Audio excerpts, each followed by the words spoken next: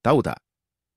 80% orang yang kena stroke rasa kebas-kebas tangan dan kaki pada awalnya. Kaki tangan selalu kebas-kebas. Kebas tu pula sebelah sahaja, sebelah kanan atau sebelah kiri. Awas! Anda mungkin besar menghidap, sakit saraf urat dan lemah sendi otot.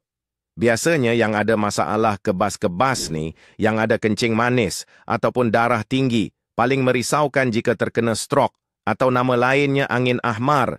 Kalau dah kena stroke ni, na'udzubillah, nak makan susah, nak bergerak susah, nak kencing pun susah, rasa kebas-kebas sampai, nak tidur pun tak boleh, terpaksa pula susahkan keluarga bila nak makan, nak kencing berak. Sedihnya, kerana bacaan gula dan tekanan darah tinggi dapat merosakkan saluran darah.